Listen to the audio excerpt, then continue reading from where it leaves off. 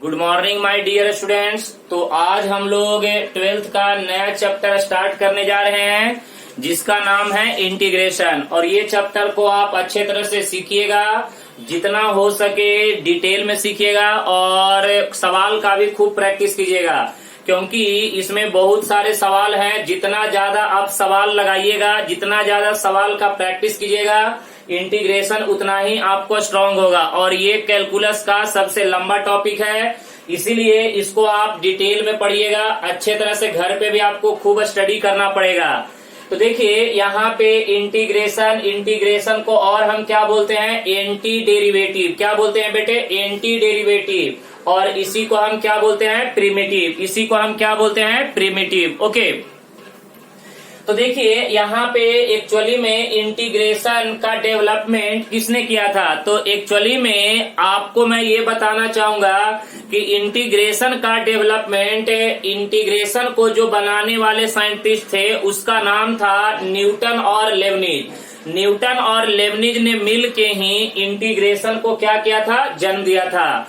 तो अब जरा इसका थोड़ा हिस्ट्री सुनेंगे, वो क्या हिस्ट्री था और इंटीग्रल होता क्या है, इसके बारे में मैं आपको थोड़ा सा बताने जा रहा हूं। चलिए अब बेटे मैं एक चीज आपको यहाँ पे समझाऊंगा, सुनिए।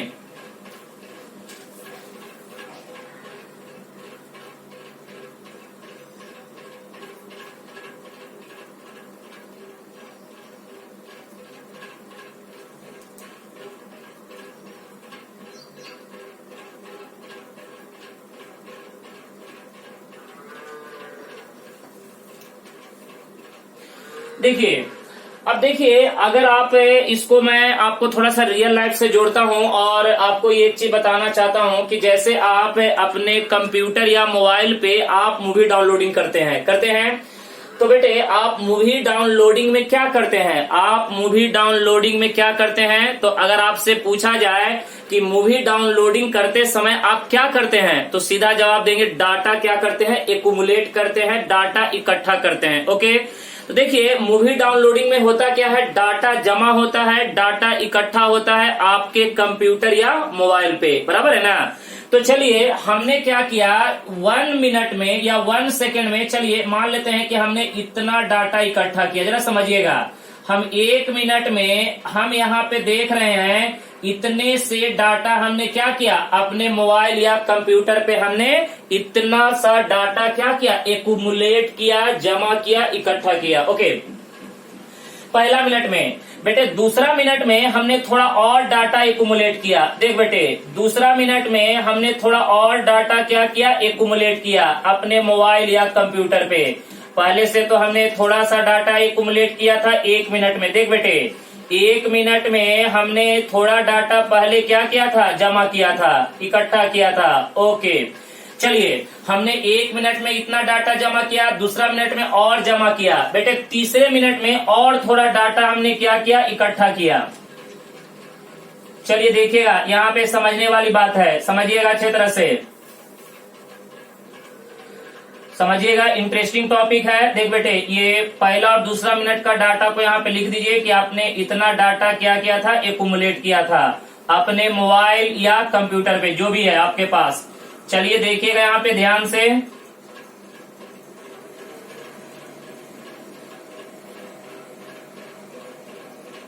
ठीक है। चलिए देखिए ये पहला मिनट का हो गया, ये दूसरा मिनट का डाटा हो गया, ये तीसरा मिनट का डाटा हो गया। तो बेटे आपने पहला मिनट में इतना डाटा एक्युमुलेट किया, जमा किया, इकट्ठा किया अपने मोबाइल या कंप्यूटर पे। दूसरा मिनट में थोड़ा और डाटा आपने क्या किया, इकट्ठा किया, बराबर है ना। तीसरा मिनट में आपने थोड़ा और डाटा क्या किया, इकट्ठा किया अपने मोबाइल या कंप्यूटर में। अब अगर आपसे मैं पूछूं कि ये बताइए कि 3 मिनट के बाद आप अपने मोबाइल या कंप्यूटर पे कितना डाटा एक्युमुलेट किए, कितना डाटा जमा किए, तो ये जो इन्फॉर्मेशन है, यही इन्फॉर्मेशन हमें कौन बताएगा, इंटीग्रल बताएगा। यानी 3 मिनट के बाद आप कितना डाटा एक्युमुलेट किए, कितना डाटा इकट्ठा किए अपने मोबाइल या कंप्यूटर पे, यही मुद्दा किसका है, इंटीग्रल का। तो सर ये तो बहुत ही आसान है, तो फिर इतना लोग हंगामा क्यों कर रहे थे कि इंटीग्रल इंटीग्रल। लेकिन बेटे ये अभी यहाँ पे आपको आसान लग रहा है, लेकिन एक्चुअली में इतना भी आसान ये नहीं है। यानी ये आप यहाँ पे ये बता सकते हैं कि 3 मिनट के बाद कितना डाटा अपने मोबाइल या कंप्यूटर पे जमा किए। तो कोई बोलता है सर 2 GB 1.5 GB। बेटे वो 2 GB 1.5 GB आपको कैसे पता चला, ठीक है ना, कि लास्ट में चलिए सर मैं डाउनलोडिंग के बाद दिखाता है कि 1.5 GB डाटा का ये मूवी डाउनलोड हुआ, लेकिन आखिर वो कैलकुलेट कैसे होता है, वो निकलता कैसे है, बराबर है। तो यही मुद्दा तो इंटीग्रल का है, बराबर है ना। वो डाटा जो आप लास्ट में फाइनल आप डाटा जो देखते हैं कि कोई भी एक मूवी आता है तो आप जब उसको डाउनलोडिंग करने के बाद किसी को बोलते हैं कि बेटे HD प्रिंट है, इतने GB का है, लेकिन वो 1 GB 1.5 GB या 750 MB ये सब जो डाटा इकट्ठा हुआ है, एक्युमुलेट हुआ है, वो कैलकुलेट कैसे होता होगा, इसके बारे में भी तो आपको सोचना है ना। तो यहाँ पे भी मेरा मुद्दा भी यही है कि 3 मिनट के बाद आप कितना डाटा एक्युमुलेट किए, कितना डाटा जमा किए, ये आपको क्या करना है, फाइंड आउट करना है। और यही बेटे यही मुद्दा जो है वो क्या बनता है, इंटीग्रल का। तो आइए मैं कुछ और इन्फॉर्मेशन आपको लिए चलता हूँ, आपको डिटेल में बेसिक से उठा रहा हूँ, जरा ध्यान से समझिएगा। चल बेटे यहाँ पे हम क्या करते हैं, ये देखो जरा ध्यान से सुनना। यहाँ पे ये आपका 1 मिनट हो गया, 2 मिनट हो गया, 3 मिनट हो गया। भाई साहब इधर देखिए, इधर वाई एक्सिस लिए, इधर एक्स एक्सिस। वाई एक्सिस पे हम लेते हैं डाउनलोडिंग स्पीड। देख बेटे यहाँ पे लेते हैं डाउनलोडिंग स्पीड, जरा समझिएगा, डाउनलोडिंग स्पीड। और बेटे इधर में हमने क्या लिया, टाइम, इधर में लिया टाइम।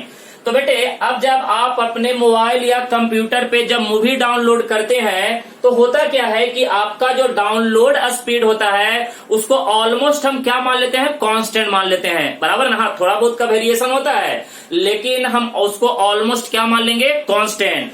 तो बेटे मैं मान लेता हूं कि 3 मिनट तक आपका डाउनलोडिंग स्पीड एकदम क्या रहा होगा, कांस्टेंट रहा होगा। देखिए ना, नहीं बढ़ नहीं रहा है। देखिए 0 से 1 मिनट में भी आपका डाउनलोडिंग स्पीड सेम है, 2 मिनट में भी आपका डाउनलोडिंग स्पीड सेम है, 3 मिनट में भी डाउनलोडिंग स्पीड सेम है। यानी यहाँ पे आपका डाउनलोडिंग स्पीड जो है वो क्या है बेटे, कांस्टेंट है। चलिए तो अब जरा ध्यान से देखिएगा, यहाँ पे इतना 3 मिनट के बाद इतना आपने क्या किया था, डाटा एक्युमुलेट किया था। इतना डाटा क्या किया था, एक्युमुलेट किया था, बराबर है ना। देखिए ना, इसको हमने क्या किया, ग्राफिकली यहाँ पे रिप्रेजेंट किया कि 3 मिनट के बाद इतना डाटा हमने क्या किया, इकट्ठा किया।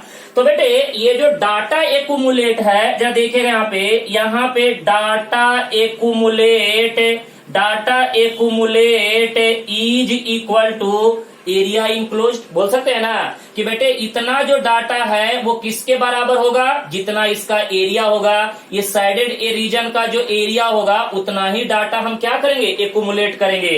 तो data accumulate is equal to हम क्या बोलेंगे बेटे, एरिया इनक्लोज्ड। क्या बोलेंगे, एरिया इनक्लोज्ड। यानी हम इनडायरेक्ट वे में ये बोल सकते हैं कि ये 3 मिनट के बाद कितना डाटा हमारे मोबाइल या कंप्यूटर पे एक्युमुलेट हुआ, जमा हुआ, इकट्ठा हुआ, गैदर हुआ, वो किसके बराबर होगा, एरिया इनक्लोज्ड के बराबर। और बेटे ये एरिया निकालना बड़ा आसान है, रेक्टेंगल का एरिया लेंथ इनटू ब्रेथ, बराबर है ना। ये एरिया निकालना आसान है, लेंथ इनटू ब्रेथ, बराबर है ना।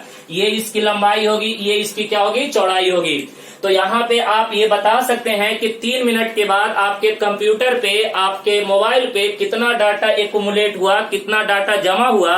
तो वो कैसे हम निकालेंगे, एरिया इनक्लोज, बराबर है ना। जितना एरिया इनक्लोज होगा उतना ही डाटा आपके मोबाइल या कंप्यूटर पे क्या होगा, एक्युमुलेट होगा, जमा होगा, इकट्ठा होगा, बराबर है ना। और बेटे यही मुद्दा जो है इंटीग्रल का है। ओके चलिए, अभी तो कहानी मस्त चल रही है, सुनिएगा ध्यान से।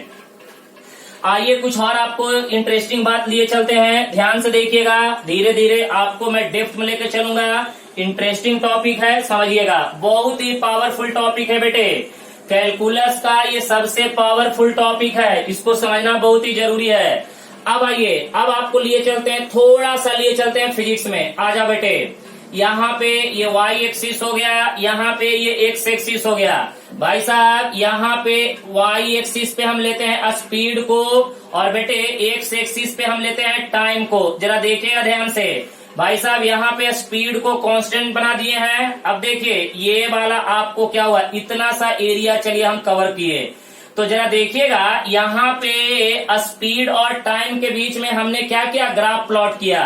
तो बेटे स्पीड और टाइम के बीच में जो एरिया प्लॉट किए हैं, तो यहाँ पे स्पीड और टाइम के बीच का जो एरिया है, एरिया इनक्लोज, देख बेटे area enclosed is equal to, ये क्या बताएगा, डिस्टेंस बताएगा। ये क्या बताएगा, डिस्टेंस है। तो बेटे ये देखिए, ये एरिया इनक्लोज्ड आपका क्या बताएगा बेटे, डिस्टेंस बताएगा। तरह ध्यान समझिएगा, जैसे वहां पे आपने देखा था मूवी डाउनलोडिंग में जो आप डाटा इकट्ठा कर रहे थे, डाटा जमा कर रहे थे, तो वो कैसे निकाल रहे थे, data accumulate is equal to area enclose. तो यहाँ पे स्पीड और टाइम के बीच में जो एरिया इनक्लोज हो रहा है वो किसको बताएगा बेटे, डिस्टेंस को बताएगा। आप ऐसे भी निकाल सकते हैं, देखिए ना, ये आपका लेंथ हो गया, ये आपका ब्रेथ हो गया, तो स्पीड इंटू टाइम। बेटे यहाँ पे देखिए, इसको अगर आप कीजिएगा स्पीड इंटू टाइम, जरा देख लीजिए, स्पीड का यूनिट क्या होता है, मीटर पर सेकेंड, टाइम का यूनिट क्या होता है, सेकंड, सेकंड सेकंड कट जाएगा, क्या बचेगा, मीटर ही तो बचेगा। और मीटर, सेंटीमीटर, किलोमीटर, ये सब किसका यूनिट होता है, डिस्टेंस का। तो एरिया इनक्लोज क्या बताएगा बेटे यहाँ पे, डिस्टेंस को। ओके, चलिए वन मोर एग्जाम्पल। चल बेटे ये आगे लेके चलते हैं, फिर से हम एक और लेते हैं फिजिक्स का ही। भैया यहाँ पे देखिएगा, आपको इस डायरेक्शन में लेते हैं फोर्स, जरा समझिएगा, फोर्स है, और बेटे इधर में लेते हैं डिस्टेंस है या डिस्प्लेसमेंट ले लीजिए, डिस्प्लेसमेंट है, इधर ले लेते हैं डिस्प्लेसमेंट। देखिए यहाँ पे अब हम बात करेंगे कि आपका फोर्स जो है वो क्या है बेटे, कांस्टेंट है। तो यहाँ पे देखिएगा, ये आपका हो गया एरिया इनक्लोज, राइट ना, ये आपका हो गया एरिया इनक्लोज। तो देखिए यहाँ पे फोर्स और डिस्प्लेसमेंट के बीच में हमने ग्राफ प्लॉट किया, और बेटे फोर्स और डिस्प्लेसमेंट के बीच में ग्राफ प्लॉट करने के बाद जो आपका एरिया कवर हो रहा है, ये एरिया आपको क्या बताएगा बेटे, वर्क बताएगा। तो यहाँ पे अगर हम बात करें एरिया इनक्लोज्ड, देख बेटे area enclosed is equal to क्या बोलेंगे, वर्क डन। क्या बोलेंगे बेटे, वर्क डन, यानी कितना वर्क एक्यूमुलेट हुआ, कितना वर्क जमा हुआ, कितना वर्क इकट्ठा हुआ।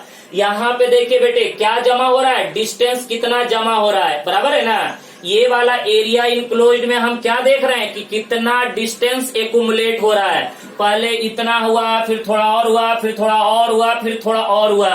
तो ये जो एरिया इनक्लोज है वो किसको बता रहा है बेटे, डिस्टेंस को बता रहा है। यहाँ पे एरिया इनक्लोज किसको बता रहा है, वर्क बता रहा है, बराबर है ना। तो फोर्स और डिस्प्लेसमेंट के बीच में जो एरिया जो हमने साइडेड किया, वो साइडेड एरिया किसको बता रहा है बेटे, वर्क को बता रहा है। क्लियर हुआ। अब देखिए यहाँ पे अगर आप तीनों ग्राफ में अगर आप एक चीज नोटिस कीजिएगा, तो इसमें एक बहुत ही इंपॉर्टेंट बात मिलेगा कि पहले ग्राफ में आपका जो था डाउनलोडिंग स्पीड कांस्टेंट था, बराबर है ना। दो पैरामीटर में से एक पैरामीटर कांस्टेंट था, बराबर है ना। पहले में क्या था, डाउनलोडिंग स्पीड, दूसरे में क्या था, टाइम। तो बेटे टाइम बढ़ रहा था, लेकिन डाउनलोडिंग स्पीड आपका क्या था, कांस्टेंट था। बेटे इसमें देखिए स्पीड कांस्टेंट है, बेटे ये कांस्टेंट है, देखिए ना, वेरी नहीं कर रहा, चेंज नहीं कर रहा है। अगर ये 10 मीटर पर सेकेंड है कहाँ पे इनिशियली, तो 5 सेकेंड के बाद भी वो कितना है, 10 मीटर पर सेकेंड ही है। तो बेटे दो पैरामीटर में से एक पैरामीटर यहाँ पे क्या है, कांस्टेंट है। यहाँ पे स्पीड कांस्टेंट है और यहाँ पे फोर्स कांस्टेंट है।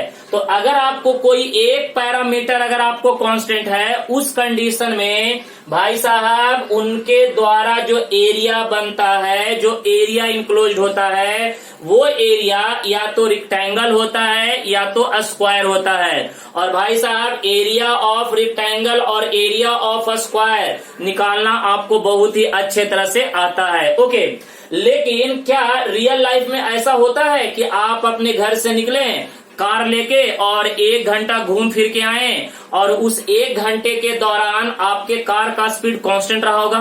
क्या ऐसा होता है? बेटे ये रियल लाइफ में कभी ऐसा नहीं होता है। ये प्रैक्टिकल बोलने में अच्छा लग रहा है, लेकिन रियल लाइफ में ऐसा बिल्कुल नहीं होता है। इसका मतलब क्या है कि रियल लाइफ में चीजें टाइम के साथ वेरी करती है, टाइम के साथ चेंज होती है। यहाँ पे जैसे फोर्स कांस्टेंट है, स्पीड कांस्टेंट है, ऐसा बिल्कुल नहीं होता है। ये बोलने की बात है, क्योंकि आप खुद ऑब्जर्व कीजिए ना, अगर आप यहाँ से घर से निकलते हैं ट्यूशन के लिए और गाड़ी लेके निकलते हैं, उस दौरान आपकी गाड़ी का स्पीड पूरा ऑल टाइम क्या रहा होगा? कांस्टेंट। क्या ऐसा होता है? नहीं होता है। ओके, तो अब जरा देखिए, अब विलेन की यहाँ पे एंट्री हो रही है, यहां तक कहानी मस्त चल रही थी। अब देखिए यहाँ पे, अब यहाँ पे अब क्या बोलते हैं कि फिल्म में अब थोड़ा सा ट्विस्ट आने वाला है, क्योंकि विलेन की एंट्री हो रही है। देखिएगा ध्यान से भाई साहब, जरा यहाँ पे समझिएगा और इंटरेस्ट लीजिएगा। ये आपका एक्स एक्सिस, ये आपका वाई एक्सिस।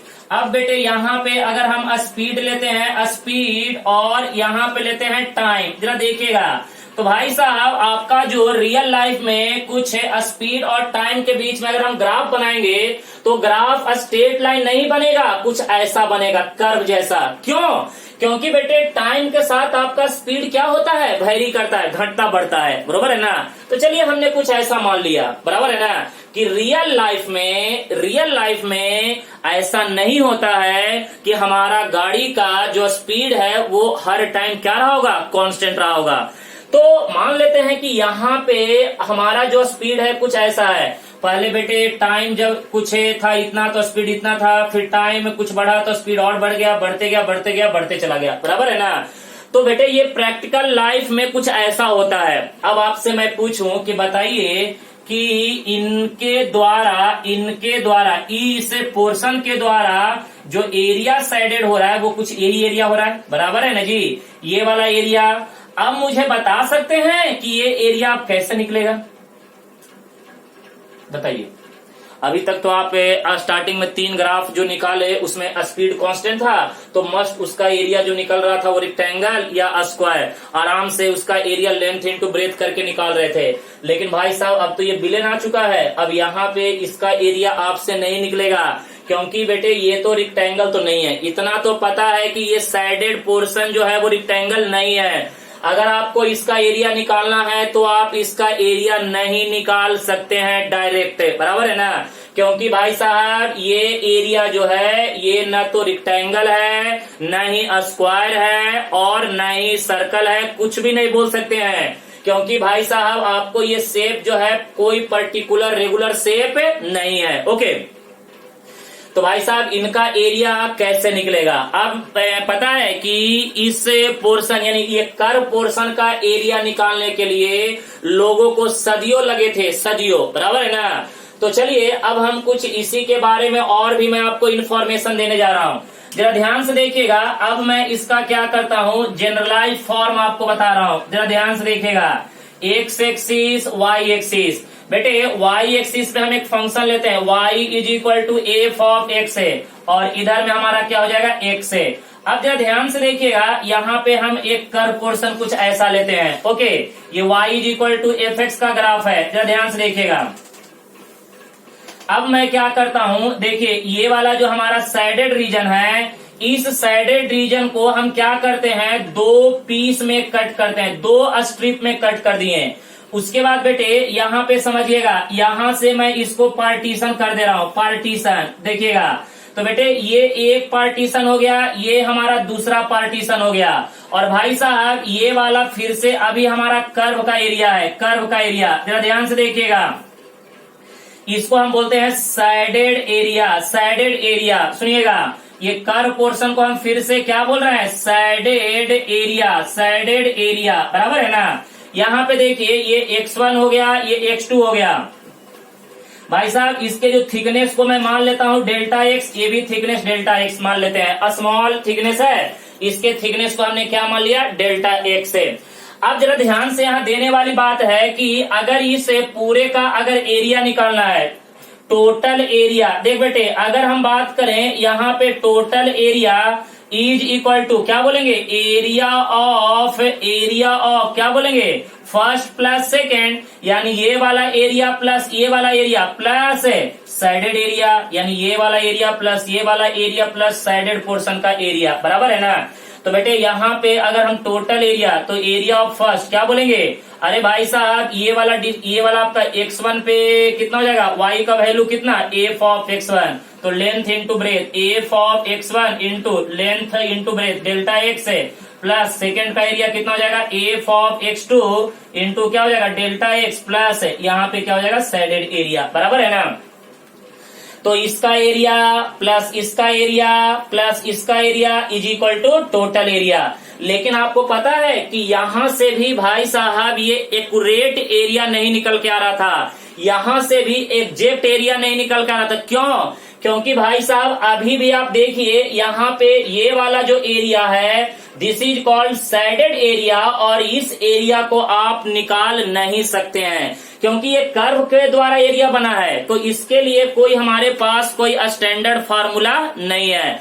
हाँ, ये पहला एरिया और दूसरा एरिया रेक्टेंगल का area length into breadth, length into breadth कर दिए आराम से, कोई दिक्कत वाली बात नहीं है। अब देखिए यहाँ पे हमने टोटल 2 स्ट्रिप हमने क्या किया था, कट किया था। अब एक मजे की बात बताऊं कि बेटे अब ये वाला जो शेडेड एरिया है, इस शेडेड एरिया को हमें कम करना है, शेडेड एरिया को कम करना है। तो शेडेड एरिया को अगर कम करना है, ये कर्व वाले एरिया को कम करना है, तो 2 स्ट्रिप के जगह पे n number of strip cut करेंगे। तो भाई साहब अगर आप n number of strip cut करेंगे तो जरा सुनिएगा, जब बेटे n number of strip cut करेंगे तो जी इस तरह से 1 2 3 इस तरह से n number of strip cut करेंगे तो जरा देखिए ये वाला जो कर्व का एरिया है वो ऑलमोस्ट किस में कन्वर्ट हो जाएगा, रेक्टेंगल में, बराबर है ना। ये देखिए ना, ये वाला एरिया देखिए जैसे पहले आपने 2 स्ट्रिप कट किया था, पहले 2 था तो ये बहुत बड़ा एरिया दिख रहा था कि नहीं दिख रहा था। अगर आप ये 2 स्ट्रिप के बजाय n number of strip cut करेंगे तो भाई साहब ये वाला एरिया क्या, शेडेड एरिया कम होते चला जाएगा और ये वाला एरिया बढ़ते चला जाएगा, बराबर है ना। तो ये वाला एरिया जो कर्व पोर्शन का जो एरिया है वो ऑलमोस्ट अप्रोक्स किसमें कन्वर्ट होके चला जाएगा, रेक्टेंगल में। तो अब आपको ये 2 के बजाय n नंबर ऑफ स्ट्रिप अगर आप कट करते हैं, उस कंडीशन में अगर आपको टोटल एरिया निकालना है तो टोटल एरिया अप्रोक्स क्या होगा, समेशन यहाँ पे F of x I into delta x, यहाँ पे आई का वैल्यू 1 से लेकर कहां तक, n तक। यानी आपने टोटल कितने स्ट्रिप कंसीडर किया, n number of strip consider किया, देखिए ना 1 से लेकर n, और सभी को निकाल के सबको क्या करेंगे, ऐड करेंगे। तो बेटे ऐड करेंगे तो समेशन भी क्या है, एडिशन ही तो है। तो यहाँ पे हमने क्या लगा दिया, समेशन लगा दिया। ओके, अच्छा ये बताइएगा अगर मान ले कि यहाँ पे भी अभी भी पूरा बेटे एग्जैक्ट नहीं आया, सुनो ना, देखो, अरे देखो रे, यहाँ पे देखो अगर n स्ट्रिप कट कर रहे हैं फिर भी तो बेटे ये वाला थोड़ा सा तो कर्व पोर्शन है, थोड़ा सा तो ये कर्व पोर्शन है। लेकिन अगर हम, सुनो ध्यान से, अगर हम ये n स्ट्रिप के बजाय इनफाइनाइट नंबर ऑफ स्ट्रिप अगर कट करते हैं, सुनो, अगर ये n नंबर ऑफ स्ट्रिप के बजाय अगर infinite number of strip cut करते हैं तो बेटे ये वाला एरिया, इसका जो टोटल एरिया होगा वो क्या होगा, एग्जैक्ट निकल के आएगा। क्योंकि अभी भी बेटे ये एग्जैक्ट एरिया नहीं निकल रहा है, ये अप्रोक्स आ रहा है, अप्रोक्स। क्योंकि देखिए ना अभी भी अगर, हाँ ठीक है 2 के बजाय n कट किए हैं लेकिन अभी भी थोड़ा तो है ही वो क्या, कर्व पोर्शन। लेकिन अगर बेटे infinite number of strip cut करिएगा तो उस कंडीशन में यहाँ पे इस कर्व पोर्शन का जो एरिया होगा और ही ज्यादा क्या होगा, एक्यूरेट होगा। तो आप जरा सोच सकते हैं कि लोग 17वीं शताब्दी के पहले कर्व पोर्शन का एरिया निकालने के लिए ये कॉन्सेप्ट यूज करते थे। अब आप सोच सकते हैं कि यहाँ पे n स्ट्रिप पे भी कट कर रहे हैं फिर भी क्या आ रहा है, अप्रॉक्स एरिया आ रहा है। Infinite number of strip cut करेंगे तब जाके क्या निकलेगा, एग्जैक्ट एरिया। तो भैया कहने का मतलब कि जितना ज्यादा स्ट्रिप कट करेंगे, जितना ज्यादा स्ट्रिप आप कट करेंगे उतना ही एरिया क्या आएगा, एक्यूरेट आएगा। तो अब आपको ये जरा सोचिए कि ये बोलने में तो बड़ा आसान लग रहा है लेकिन अगर हम करने बैठेंगे तो हवा टाइट हो जाती है। ये हम बोल तो रहे हैं कि चलो ठीक है n number of strip cut करेंगे, सबको ऐड कर देंगे तो एरिया क्या हो जाएगा, एक्यूरेट निकल जाएगा। लेकिन ये बोलने में आसान लग रहा है, अगर आप प्लेन पेपर पे लेके बैठिएगा तो एक एरिया निकालने के लिए बेटे आपको सदियों लग जाएगा। तभी जाके 2 भले मानुस हुए थे 17वीं शताब्दी में जिनका नाम क्या था बेटे, न्यूटन और लेबनिज, बराबर है ना। न्यूटन और लेबनिज 2 ऐसे साइंटिस्ट हुए थे जिन्होंने इंटीग्रेशन को क्या किया था, जन्म दिया था। और तब से हमारा जो एरिया जो है निकालना चुटकियों का खेल हो गया था, बराबर है ना। तो वो इंटीग्रल क्या था उसके बारे में मैं आपको बताने जा रहा हूं, उसको ध्यान में देखिएगा। तो ये सब जो पोर्शन था, ये सब को खत्म करने के लिए, ये सब को हटाने के लिए, ये सब को रिड्यूस करने के लिए 17वीं शताब्दी में न्यूटन और लेबनिज ने मिलके इंटीग्रल को क्या किया था, जन्म दिया था। और तब से एरिया निकालना हमारे लिए बहुत ही आसान हो गया था, बराबर है ना। तब से हमारा एरिया निकालना क्या हो गया था, आसान हो गया था। तो आज के बाद आपसे कोई पूछता है कि भाई साहब इंटीग्रेशन का एक्चुअल एप्लीकेशन कहाँ पे है, तो सीधा सीधा जवाब देंगे to find the area of regular and irregular body. और बेटे आपको एक टॉपिक भी पढ़ना है, application of integration, application of integration, इसी में पढ़ेंगे। यानी इस टॉपिक के अंदर में 3 टॉपिक पढ़ने हैं बेटे, ये बहुत ही लंबा टॉपिक है, समझिएगा डिटेल में अच्छे तरह से। तो अगर आज के बाद आपसे कोई पूछेगा कि इंटीग्रेशन का जन्म किस साइंटिस्ट ने दिया था, तो सिंपल बताइएगा न्यूटन और लेबनिज ने दिया था। और कब दिया था, 17वीं शताब्दी में। और 17वीं शताब्दी के बाद का जो फिजिक्स था और मैथ का, वो दोनों का डायरेक्शन बिल्कुल क्या हुआ, चेंज हो गया, बराबर है ना। तब से फिजिक्स और मैथ का बिल्कुल डायरेक्शन क्या हो गया, चेंज हो गया, बराबर है। तो इसीलिए हम ये बोलेंगे कि इंटीग्रेशन का एक्चुअल एप्लीकेशन कहाँ पे है, to find the area of regular and irregular body. यानी इंटीग्रेशन क्यों बनाया गया था, एरिया कैलकुलेट करने के लिए। किस लिए, एरिया कैलकुलेट करने के लिए। ओके, तो अब आइए यहाँ पे थोड़ा सा और आगे बढ़ते हैं और आपको यहाँ पे लिए चलता हूं, जरा ध्यान दीजिएगा, समझिएगा डिटेल में अच्छे तरह से। कहीं पे भी डाउट्स होगा तो पूछ लीजिएगा। चल बेटे, तो अब यहाँ पे हम बात करेंगे इसका एप्लीकेशन कहाँ पे है। तो चलिए देख लेते हैं। सबसे पहले बात करेंगे इंटीग्रेशन का डिफिनीशन क्या है। आइए एक स्टैंडर्ड डिफिनीशन की बात करेंगे। देखिए यहाँ पे इंटीग्रेशन का डिफिनीशन क्या है उसके बारे में डिटेल में समझेंगे। तो बोलता है कि इट इज द, देख बेटे, it is the inverse process of differentiation, inverse process of differentiation. इसका मतलब आप समझ रहे हैं कि इंटीग्रेशन जो है डिफरेंशिएशन का जस्ट क्या है, उल्टा है। इसका मतलब जरा जान लीजिए कि इंटीग्रेशन और डेरिवेटिव दोनों बिछड़े हुए भाई बहन हैं, बराबर है ना। इंटीग्रेशन और डेरिवेटिव दो बिछड़े हुए भाई बहन हैं, क्योंकि दोनों में एक रिलेशन है, दोनों में एक क्या है, समानता है, दोनों में कोई रिलेशन है, बराबर है ना। तो वही रिलेशन अब यहाँ पे हम आपको दिखाएंगे अच्छे तरह से। तो बेटे इंटीग्रेशन का डिफिनीशन न्यूटन ने क्या बताया, it is the inverse process of differentiation.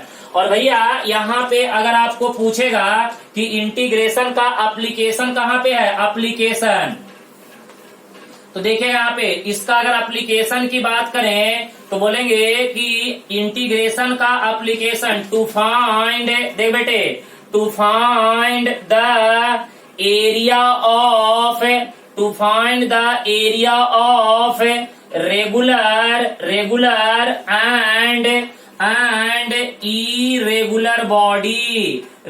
And irregular body, तो बेटे इंटीग्रेशन का जो एक्चुअल एप्लीकेशन है वो कहाँ पे है, एरिया निकालने के लिए। किसके लिए, एरिया निकालने के लिए।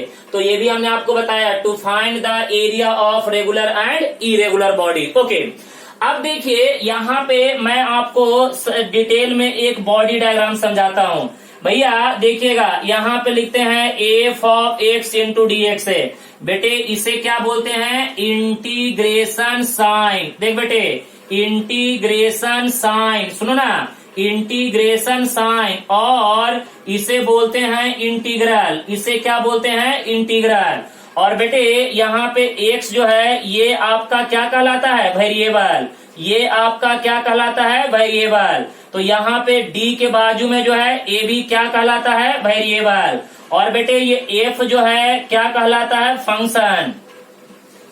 f जो है क्या कहलाता है, फंक्शन। और सुनिए ना, यहाँ पे जो fx है, इस fx को हम बोलते हैं इंटीग्रैंड। क्या बोलते हैं बेटे, इंटीग्रैंड, ये आपका कहलाता है इंटीग्रैंड। क्या कहलाता है? इंटीग्रैंड। अब जरा समझिएगा, तो यहां पे देखिए ये आपका इंटीग्रेशन साइन हो गया, इसको और क्या बोलते हैं? इंटीग्रल। और बेटे यहाँ पे एफ ऑफ एक्स इंटीग्रैंड हो गया, और डी के बाजू में है वो क्या हो गया? वेरिएबल। तो सवाल ये उठता है कि सर ये इंटीग्रेशन साइन कहां से आया है? तो इसके बारे में भी मैं आपको हिस्ट्री बताता हूं, जरा समझिएगा अच्छे तरह से, सुनिए। देखिए एस यू एम, सम तो आप लोग जानते होंगे, सम, सम का मतलब क्या होता है? एडिशन। तो बेटे ये सम में जो पहला लेटर एस जो है, एस है, इसी को अगर आप क्या कीजिए? खींचिए, बराबर है ना, इसी को क्या कीजिए? इलोंगेट कीजिए, लंबा करिए।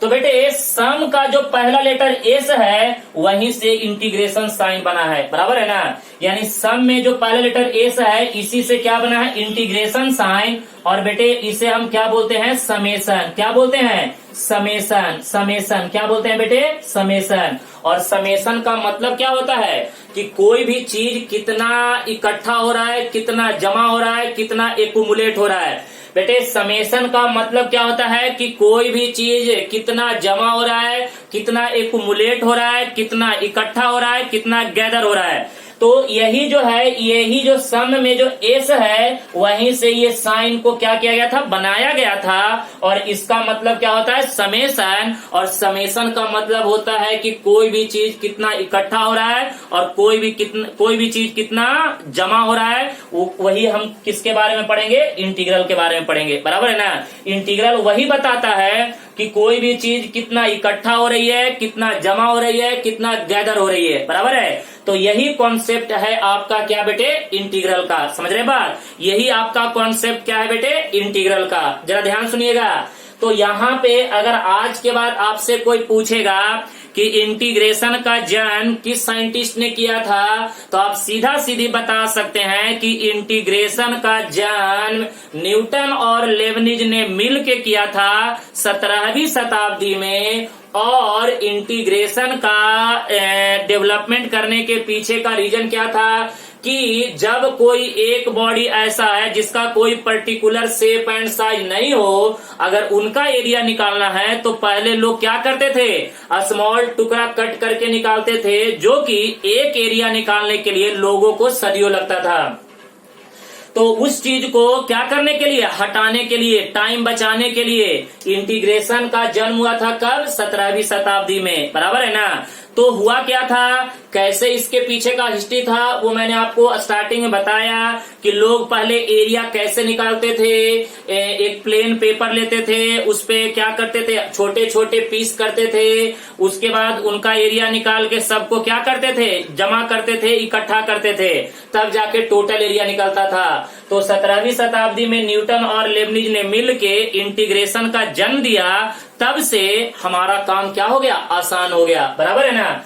तो उसके बाद न्यूटन ने सोचा कि कोई एक स्टैंडर्ड डिफिनीशन बताया जाए कि इंटीग्रेशन का एक स्टैंडर्ड डिफिनीशन क्या है। तो हम बोलेंगे it is the inverse process of differentiation. यानी इंटीग्रेशन जो है डिफरेंशिएशन का जस्ट क्या है? उल्टा है। यानी इंटीग्रेशन और डेरिवेटिव बेटे दो बिछड़े हुए क्या है? भाई बहन है। यानी दोनों में क्या है? रिलेशन है। तभी तो बोला कि डेरिवेटिव का क्या है? उल्टा है। तो देखेंगे ना कि दोनों में कैसे रिलेशन है, वो भी दिखाऊंगा कि दोनों में कैसा रिलेशन है। वो रिलेशन हम क्या करेंगे? बताएंगे कि दोनों में क्या रिलेशन है। तो यहाँ पे हमने सीधा सीधा बोला it is the inverse process of differentiation. इसीलिए तो इंटीग्रेशन को और हम क्या बोलते हैं? एंटी डेरिवेटिव, यानी डेरिवेटिव का उल्टा।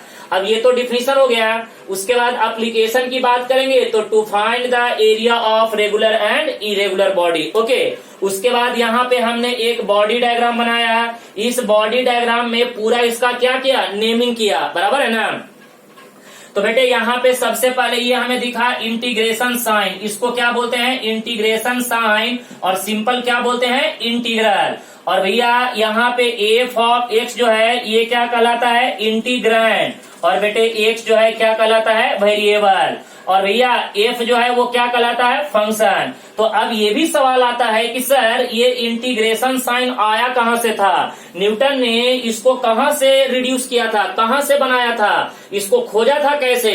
तो भैया आप अभी तक अगर नहीं समझे हैं तो आप ये जान लीजिए कि इंटीग्रेशन है, मैंने आपको पहले ही बताया है कि इंटीग्रेशन का मतलब ही होता है कि कोई भी चीज कितना जमा हो रही है, कितना इकट्ठा हो रही है। तो बेटे सम का पहला लेटर एस है, यहीं से integration sign integration sign develop हुआ था और इसका मीनिंग क्या होता है बेटे, समेशन। और समेशन का मतलब तो आपको पता ही है, एडिशन होता है। लेकिन क्या एडिशन करना, कोई भी चीज एडिशन कर सकते हैं, कोई भी चीज आप जमा कर सकते हैं। जैसे सपोज अगर आप मूवी डाउनलोडिंग करते हैं तो डाटा इकट्ठा करते हैं, डाटा जमा करते हैं। स्पीड और टाइम में आ जाइए तो डिस्टेंस आप इकट्ठा करते हैं। फोर्स और डिस्प्लेसमेंट के बीच में आइए तो वर्क एक्युमुलेट करते हैं। कोई भी चीज आप जमा कर सकते हैं, कोई भी चीज आप इकट्ठा कर सकते हैं। तो भैया यहां तक अभी मैंने आपको क्या किया, सिर्फ इंटीग्रेशन का इंट्रोडक्शन बताया और आई होप कि ये आपको इंट्रोडक्शन अच्छे से समझ में आया होगा, क्योंकि बेटे ये टॉपिक बहुत ही पावरफुल टॉपिक है और इसको समझिएगा बहुत अच्छे से। क्यों, क्योंकि इस टॉपिक के अंदर में एक टॉपिक नहीं 3 टॉपिक पढ़ना है। कौन कौन से, इनडेफिनाइट इंटीग्रेशन, डेफिनाइट इंटीग्रेशन और उसका एप्लीकेशन जिसका नाम है एरिया अंडर द कर्व। तो बेटे यहां से आपको जेई में 3 से 4 क्वेश्चन आएंगे। ये टॉपिक बहुत ही पावरफुल है और बोर्ड पॉइंट ऑफ व्यू से बहुत पावरफुल है, क्योंकि बोर्ड में इंटीग्रेशन से 20 मार्क का सवाल आता है और बेटे आपको सीईटी में 9 से 10 सवाल आए, यानी टोटल 20 मार्क के सीईटी में भी है।